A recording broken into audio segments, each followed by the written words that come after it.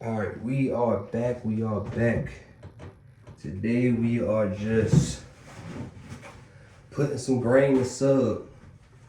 And like I said last time, you do a 1-to-1 ratio. You can do a 1-to-2 ratio. When I mean 1-to-2, say for instance, if I got 1.5 pounds, I want 1.5 pounds of soil. Or I'll do 3 pounds. 3 pounds of soil with that 1.5 pounds of of the mushrooms. The reason for that is the reason for the 1-to-1 ratio is mainly just because you want to have your soil content the same amount as your grain content. That way it has a even, that way, say for instance, like if it has like a if it has the time, or really if you're not too sure if you did your substrate correctly, like if you pasteurize it, or what is that word? Yeah, mainly pasteurize your soil correctly. You want to do a 1-to-1 ratio. And it's for other reasons, just in case if like your mushrooms not as strong or whatever the case may be. 1-to-2 ratio is mainly for bigger yields, more nutrition and stuff like that. Now, we can also get into like what types of substrate that you may need and so forth on like that. So with working with, I say shit, psychedelics, I know baby bells and all them other mushrooms. I'm going off of a whole wide range. Majority of them, and let's just talk about the psychedelics. Majority of them,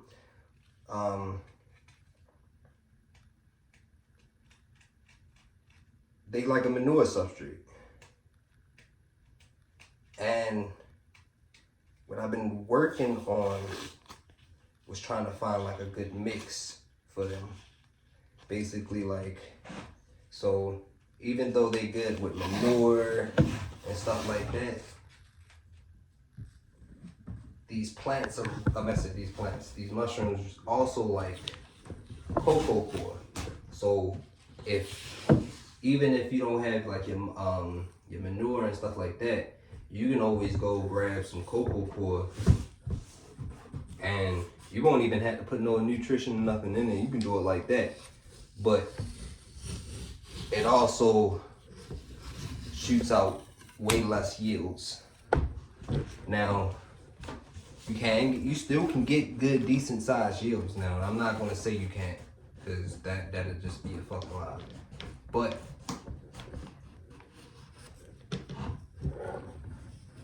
where I've been working on, like I said, I've been working on a mix, and a mix basically just been I said you could just put cocoa coir. You had to do cocoa coir, vermiculite, and you can add gypsum to your substrate. Gypsum is just basically, I think it was like a calcium, it was something in that range. It's basically an amendment that helps out and helps with production with your mushrooms. But even if you don't have it, you ain't gotta use it. But it's really, how do I want to say it? You do your gypsum, not your gypsum, but your vermiculite and your cocoa coir. I say vermiculite just because your, what is that? I forgot what type of, perlite. You don't want to use that. It's not, I wouldn't say it's not biodegradable, but it's not so helpful with your mushrooms. It's better to use your vermiculite. Now you can use your perlite as in if you was doing like a shotgun chamber. A shotgun chamber would still be like this. It just wouldn't have your holes and stuff like that. It'd just be a container. You're more than likely you open it up, let it fan out. But it'll just be a straight container with a lid on it, and then you'll have your mushroom, either your mushroom cube or whatever inside of here. It can even be in a jar like this with some dirt and stuff like that. Throw it in here, and then yeah, you wait until whenever it starts fruiting, if you already put it in fruiting conditions. But we'll get into fruiting conditions once I have some mushrooms to actually show y'all, so I can be able to start going further in depth. But I'll tell y'all a quick, simple little thing that I usually do for like my substrate too. So basically, I would do I randomly just threw 50 pounds fucking substrate into my cocoa coir that was already mixed with a little bit of manure already. But usually you can do, I say, a 50-50 ratio of cocoa coir and your manure, which would look like, say for instance, you do 10 cups of manure, you'll do 10 cups of cocoa coir. You may not use all of that, but you'll do that. And then you'll add around, I think it was like 5 or 10% of vermiculite. So you'll add about, if you did 10 to 10 cups of manure and your manure and your cocoa coir, I say you'll probably want to do at least like 3 or 5 cups of your vermiculite. That'll help with it'll keep moisture, but it'll also help with aerating your soil, so it won't be so, it'll still be compact once you push it down, but it won't be so stuck together, as I want to say.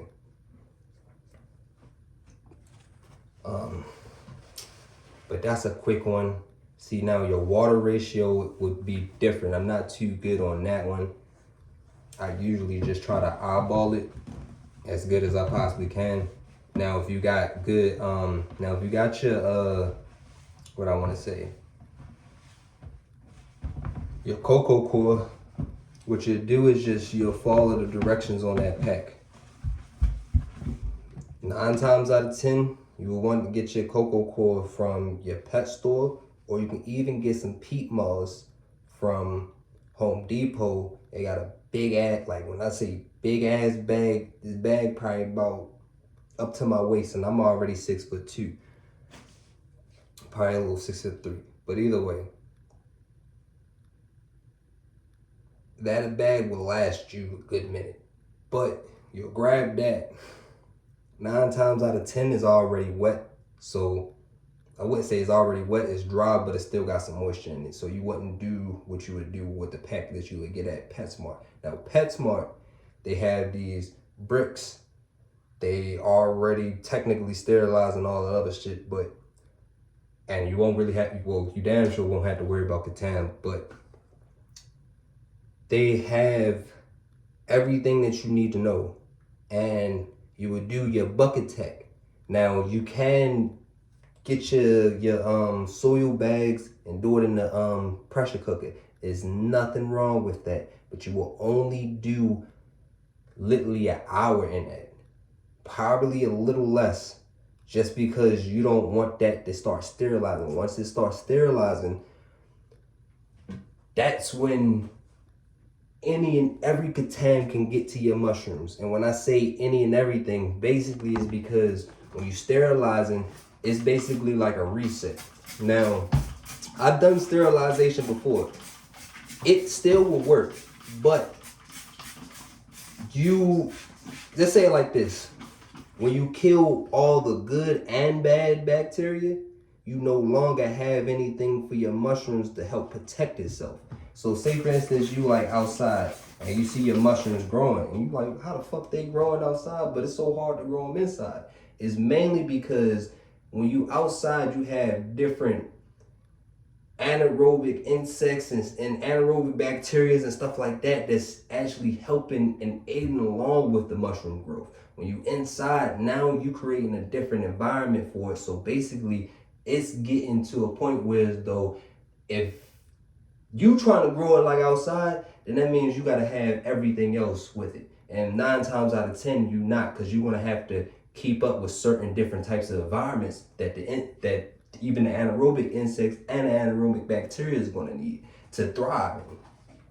And that will eventually help your mushrooms to grow and flourish on, and then you got your yield for that run or whatever the case may be. But that's what you have to keep in mind. You don't want to overcook your grain. Your grain too, but you really just don't want to overcook your soil. Your soil is the biggest part that 9 times out of 10, if you get contaminated, it was either from your soil or your mushrooms. And when I say that is because there's multiple different things that can attack your mushrooms and stuff like that. So your mushrooms can have a wet spot. That wet spot is an indication of your grains having some sort of contaminant. So say for instance, this one don't have anything, but say for instance, this one right here, there was no mycelium on it. It was damn near looking the same, but it was extra wet. That would be a sign of contamination. Now, what I just had to deal with my other strain was the liquor culture that I made. Now, it was thriving, but I had to do some research to figure out why every time it grow, but every time I put it to soil, it would never actually produce anything. And for me to actually find out what was going on was basically because, so in some cases, your mycelium or your mushrooms can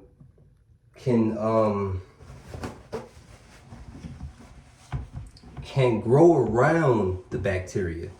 And sometimes, like, all right, so when you go to start breaking them up and stuff like that, sometimes it's the I'm gonna have to get rid of this.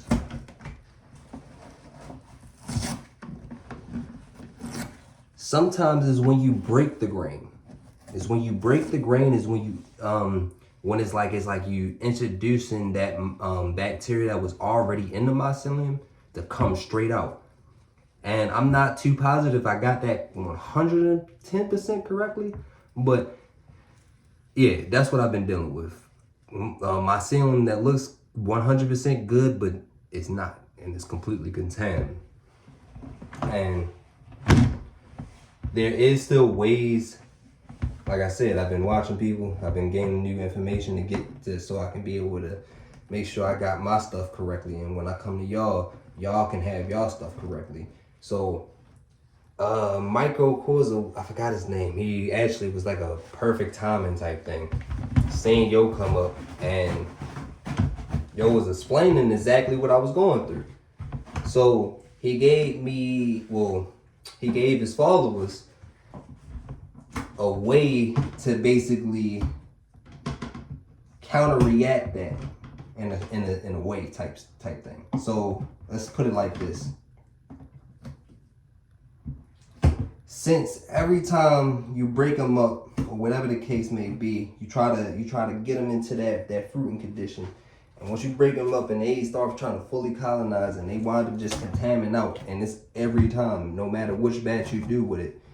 He was saying basically, straight up, take your jars.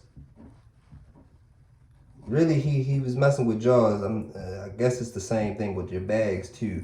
But you take your jars, like so, and you'll put a 1/4-inch layer over top of this whole thing, and let the mycelium colonize upwards. Let it do its thing without breaking, without it trying to introduce any new contents or whatever the case may be. Do that, and it should start to go to fruit. And if it doesn't, then it doesn't. But it was giving some game basically to show people how to try to save the liquor culture strand. And basically, once you actually get past that part, all you'll do is you'll take your mushroom, cut the top off, collect the spores. But we'll get into that. I'll show y'all more on that in later videos once I have more to show y'all. But yeah, it's multiple ways shit to save your own ass type shit when you mess up. And there's nothing wrong with messing up. You're gonna mess up, but as long as you keep trying, as long as you stay diligent and work in your means, do things that's best for you, whereas though shit, it may be a hobby right now, but this may become your business or whatever the case in the future. Go small. Shit. These right here can expand over to bigger things if you let it.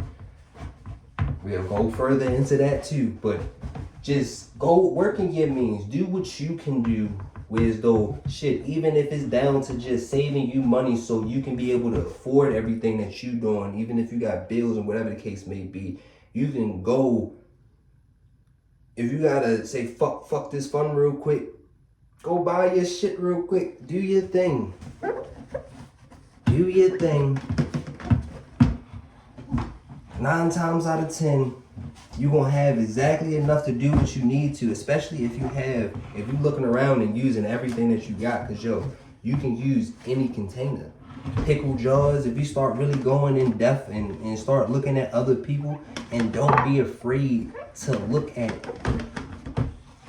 different things. And when I say different things, just because I'm growing one thing don't mean you can't learn from everything else. So that means even if the dude just growing commercially, but he growing food for people, like food or mushrooms, but they food. They not just psychedelics or whatever the case may be.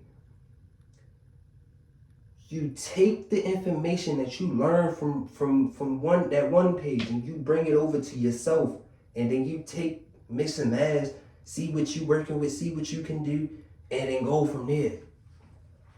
And then when you start making money or whatever the case may be, or when you start having enough to be able to really be like, all right, I can fund this, or I can use the money that I got from such and such, or whatever the business I had, or whatever the case may be, and then I can start funding this, and then I can start doing da. But for the people that already is in tune with God and God gifts that He already gave you, already know what to do. You gotta believe in yourself. I'm trying to tell you.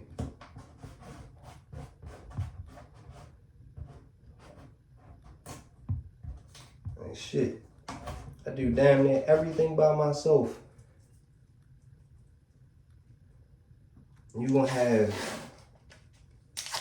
always gonna have some things happening. Always gonna have, even if you got people in your ears, you gonna be good. Just do you. Focus on what you need to do. Focus on what you got. Once you got a plan and an idea how you gonna go about it, go attack it.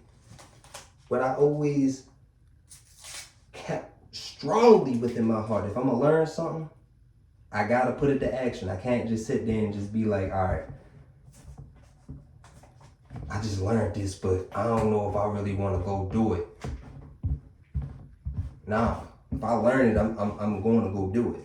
It may not be right this second, but I'm going to go do it. So say for instance, you already got hella ideas, business ideas and shit. Say for instance, like me, you already working on your business. You already doing what you're trying to do. Doesn't mean you can't learn something new. But it also doesn't mean you have to put something extra on your plate just because you're trying to either people please or trying to rush yourself into something that you know damn well you don't need to do that shit, and you can take your time and do exactly what's needed for you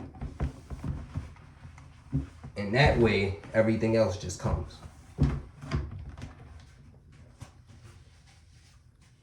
But yeah, let's get back and let's get into this. Let's close up these holes. So yeah, after I went off my rant,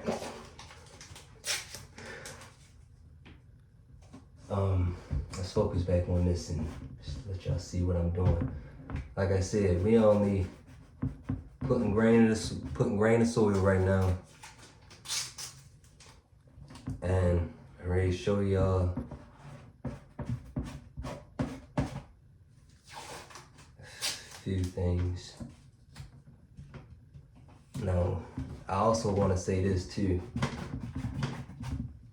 before I actually start. When you got your grain in your jars, in the bins, and then you put your soil in it, make sure, and when I say make sure, even if you gotta pick even if you ain't got a liner, and I'll be showing y'all that soon too. I'm good with not working with a liner right now. I'm not tripping about side pennies, but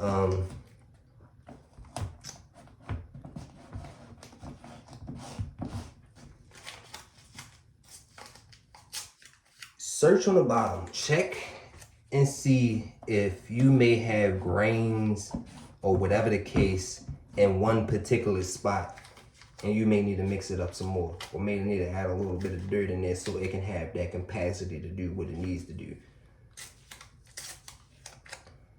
This has these, like when mixing your soil and your grains together, it always, I wouldn't say always, but it always has a potential to clog, well not clog up, but stay in one spot, and to have a better surface area of where your mycelium can meet with the soil, well basically their points to meet with their soil and everything. It'd be best for you to make sure all your grains are spread out evenly.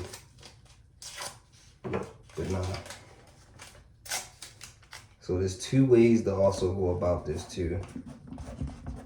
One way I've been learning isn't as necessary to do, which is basically layering.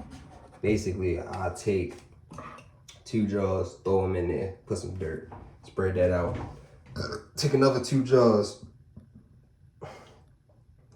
spread that out with some soil. Both, like first one, the soil and grain, spread that out. Second one, soil and grain, spread that out. It'd be those 2 layers technically. And then a false casing layer, a pseudo layer, as they say. But what we ready to do is straight up throw these in here, put them where they need to be at.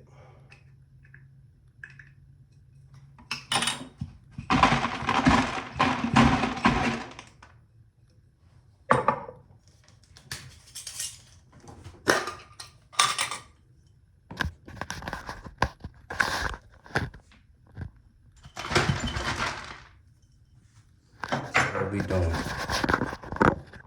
That's literally all we doing. Dumping out jars. And I would say I probably got a little over 1.5 pounds. A little over. Not too positive of how much these hold. I want to say probably like 1/4 to 1/2 pound. I doubt it. I'll probably feel like 1/2 pound. Well, 1/4 to 1/2 pound. I feel like it's around there. But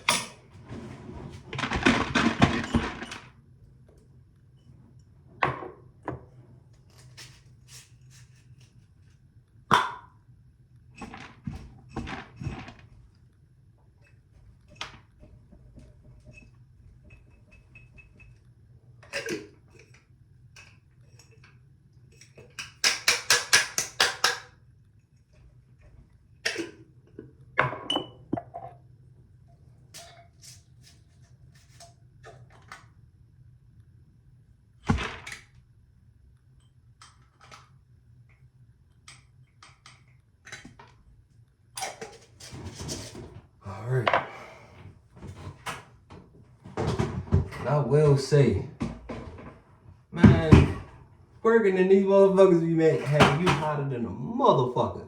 And then don't get started with working with a torch. I'm trying to tell you, you gonna feel like you in a sauna. That shit ain't no joke. Be hotter than a motherfucker. And that's what it's like working in the still air box. Alright, so this is my soil today.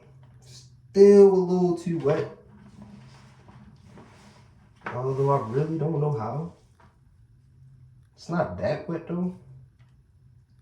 I can work with this. It's actually probably just wet enough for all of this.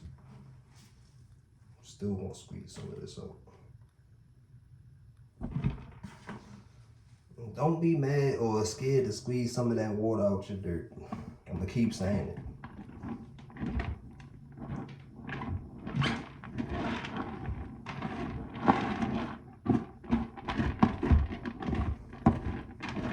And don't be afraid to work with your hands.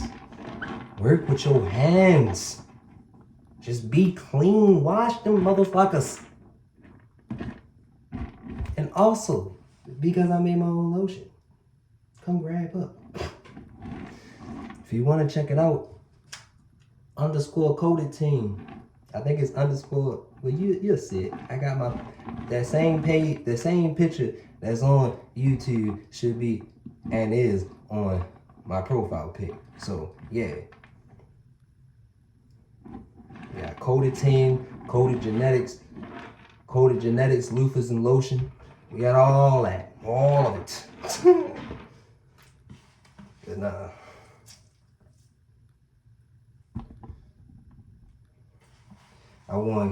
do want to get into showing you how to prepare your soil and shit like that.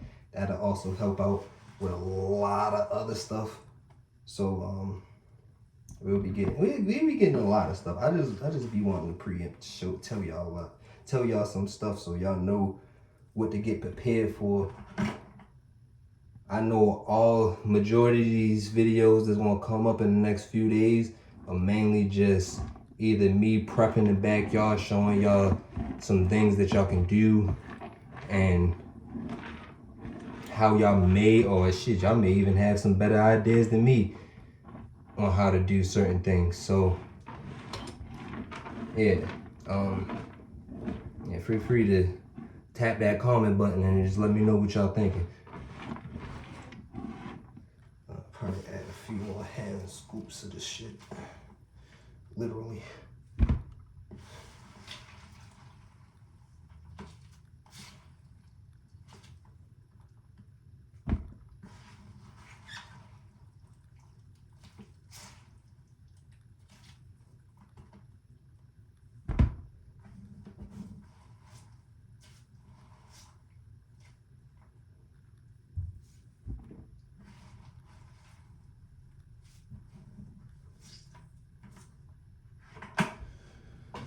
Alright, and you can also put a pseudo casing layer over the way I'm doing it just by mixing it.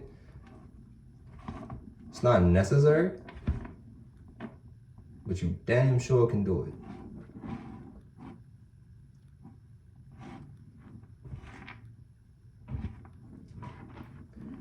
I feel like, as I'm talking about it, I probably should do it. It's a decent sized batch this time. I'm gonna mix this up really good.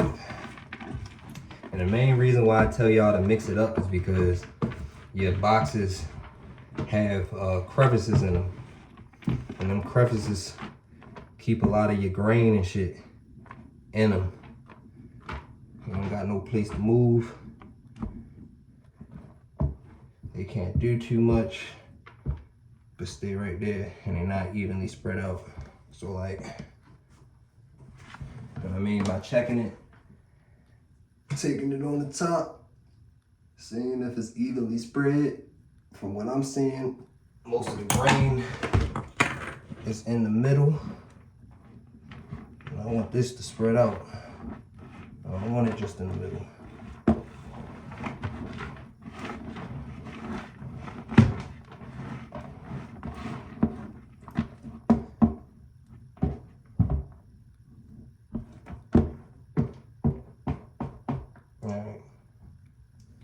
once it's spread all out, like I said, remember, if you're gonna add your casing layer, 1/4 inch. It's literally like this much. It ain't a lot. And don't pack it down just yet. You can do a little quick scan over, but don't pack that shit down. Not yet. But this is what I also mean by 2-in-1, because I'm also doing, I guess that's a pound to probably like 2 pounds of soil.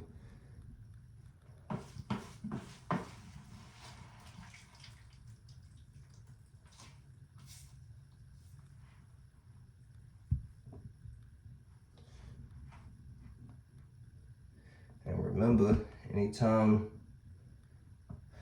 especially if you're working with the coco coir, anytime you do anything down to your grains and down to your soil, you gotta account for water weight. So, say for instance, you got 3 pounds of grain, you probably have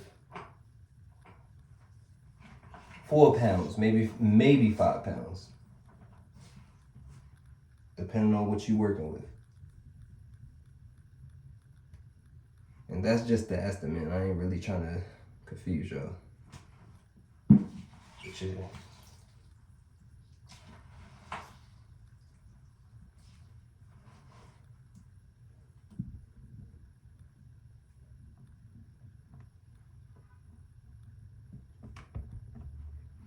And then also what y'all can do here too, I know y'all can't see everything, and I know I've just been talking, but once y'all are done, you can spray down a paper towel, not too heavily. Take your finger, wrap it around it. Once you do that, do a quick little clean on the sides of the bin, so you can get the dirt off of it. It's not required, but it ain't nothing wrong with that.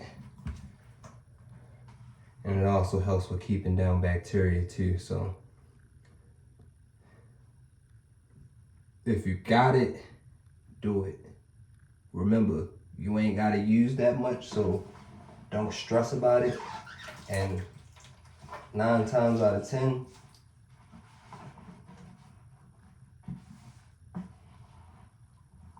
you'll be fine, and you'll understand the reason why I said you'll be fine. For the people that know.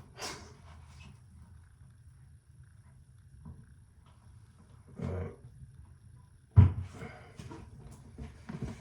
Now that we got the last pseudo layer on there, we go around, pack it down.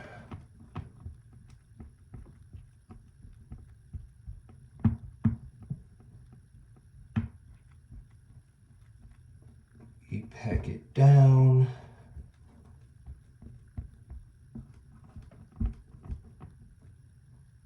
And like I said, remember, when you packing it down, try not to pack it down too tight or too hard. Meaning, just put a little bit of pressure on it. Make sure it's flat. You don't want you don't want no hills in it. That's another thing. You got some damn hills in your bin. It's a pain in the ass. It is. It's a little weird for your mushrooms to grow on. But yeah. Clean yourself. I know I just put the top on and everything, but clean yourself.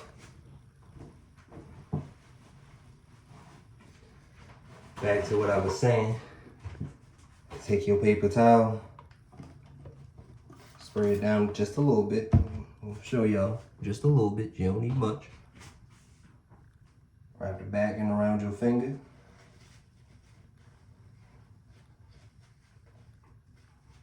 Take a little bit of water. Now it's damp. It's not even pouring on the water. It's damp. Take your jaw and just clean around the edges.